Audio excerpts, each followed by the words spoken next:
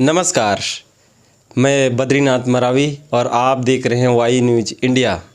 दोस्तों, आज मैं उन शख्स के साथ मौजूद हूं जो भारतीय संविधान प्रचारिणी सभा के राष्ट्रीय अध्यक्ष हैं और आइए उनसे जानते हैं, उनका परिचय जानते हैं। पहले सर अपना परिचय देंगे। मेरा नाम धनीराम बंजारे है। मैं रायगढ़ में जिला न्यायालय में एडवोकेट हूँ और भारत के संविधान के विषय में लंबे समय से काम कर रहा हूँ।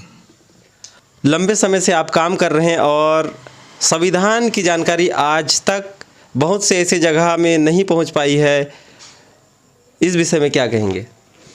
देखिए, संविधान देश का बड़ा विषय है, सारे विषयों का मुख्य विषय है, उसके ऊपर अंतर्राष्ट्रीय विषय है और देश की जनता के लिए तो सबसे ज़्यादा महत्वपूर्ण विषय है। तो इसके बारे में ऐसा अफवाह फैलाया गया था कि ये बहुत कठिन है, क्लिष्ट है, ये वकीलों न्यायाधीशों के पढ़ने का है, आम आदमी के लिए नहीं है। तो ऐसे कुछ कठिनाई फैलाई गई थी, उसकी वजह से सहज नागरिकों का ध्यान उधर गया नहीं। अब हमें यह विश्वास हो चला है कि संविधान में देश के सभी नागरिकों का सारा अधिकार निहित है, तो इसलिए संविधान की जानकारी सभी नागरिकों को होनी चाहिए। संविधान की जानकारी क्यों होनी चाहिए? इसलिए कि संविधान के अनुसार देश का संचालन होता है, देश की सरकारें संचालित होती है, संविधान में सभी नागरिकों का समूचा अधिकार निहित होता है, संविधान देश की सबसे सर्वोच्च नियमावली होती है, उसी के मुताबिक सबको चलना है। संविधान देश की रीति नीति सबको अनुशासित करता है, जनता को भी अनुशासित करता है, सरकार को भी, शासकीय कर्मचारियों को भी, सभी को संविधान से ही अनुशासित होना है। और सबसे बड़ी बात, संविधान में जैसा लिखा है वैसा काम करना देश के हर एक नागरिकों का कर्तव्य है। तो जब तक संविधान को जानेंगे नहीं तब तक क्या संविधान के मुताबिक काम कैसे कर पाएंगे। इसलिए संविधान की जानकारी रखना सबके लिए आवश्यक है।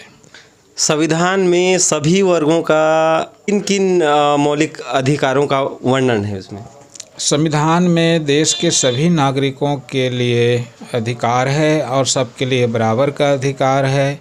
सबको सोचने विचारने का, अपना सोचे हुए बात को अभिव्यक्त करने का, बोलने का, कोई भी व्यवसाय अपनाने का, शिक्षा अर्जन करने का, समानता के साथ जीवन यापन करने का, सुरक्षित रहने का, सम्मान पाने का, ये सारा अधिकार देश के सभी नागरिकों को बराबर मिला है संविधान के भाग 3 मूल अधिकार के अंतर्गत। इसके अलावा जिन वर्गों को लंबे समय तक अधिकारों से वंचित रखा गया, जैसे कि अनुसूचित जाति, जनजाति, पिछड़ी जाति, उनको संपत्ति रखने से वंचित रखा गया, स्कूल में पढ़ने से वंचित रखा गया, सम्मान पाने से वंचित रखा गया, तो ऐसे लोग दौड़ में पिछड़ रहे थे, तो उनके लिए विशेष सुविधाओं का प्रावधान किया गया है संविधान में। तो भारत का संविधान सबको समानता के स्थिति में लाना चाहता है और इसीलिए भारत का संविधान दुनिया का सबसे अच्छा संविधान कहलाता है। सर, आप भारतीय संविधान प्रचारिणी सभा के राष्ट्र अध्यक्ष हैं। आज तक पूरे भारत में कितने राज्य में संविधान प्रचारिणी सभा काम कर रही है? देखिए, संविधान प्रचारिणी सभा जो काम कर रही है, इसका काम करने का ढंग ये है कि ये काम प्रचारिणी सभा का नहीं है, न मेरा व्यक्तिगत नहीं है। ये काम दरअसल देश की गवर्नमेंट की है। देश की सरकार को चाहिए कि अपने देशवासियों को अपने देश की संविधान की पर्याप्त जानकारी दे। तो मैं सरकार को एहसास कराया, देश के सभी मुख्यमंत्री, सभी राज्यपाल, प्रधानमंत्री, राष्ट्रपति को चिट्ठी लिखा कि आप देशवासियों को संविधान की पर्याप्त जानकारी दें।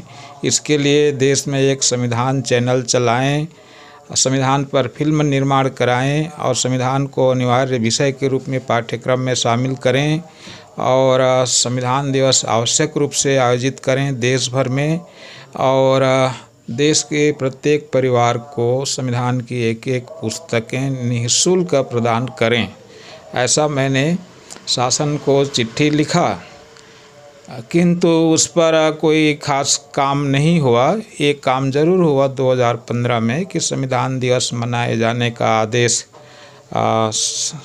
केंद्र सरकार ने किया है और जब ये काम पूरा नहीं हुआ तो मुझे लगा कि हमको खुद देश के एक जागरूक नागरिक होने के नाते ये काम खुद करना चाहिए। तो देश के विभिन्न राज्यों में मैं बड़ी बड़ी सभा, संगोष्ठी, संविधान मेला, चलित संविधान पाठशाला, ऑफलाइन ऑनलाइन संविधान प्रदर्शनी आदि में लगातार लगाते रहता हूँ। अभी हाल ही में पिछले 28, 29, 30 अक्टूबर को महाराष्ट्र के अमरावती ज़िला के अंतर्गत मोर्शी में संविधान मेला हुआ। उसके पहले हांडी टोला मोहला ज़िला में छत्तीसगढ़ में 3 दिन का संविधान मेला किया और उसके पहले 17, 18, 19 सितंबर 2023 को लांजी बालाघाट में हमने संविधान मेला लगाया। तो इस तरह से हम अपने स्तर पर जितना अधिक से अधिक संविधान की जानकारी दे सकते हैं और संविधान के तरफ देशवासियों का ध्यान आकर्षित कर सकते हैं, करने की कोशिश में लगे हैं। बहुत बहुत धन्यवाद सर, आपने अपना अमूल्य समय देकर के हमारी चैनल के लिए समय दिए। धन्यवाद आपको भी।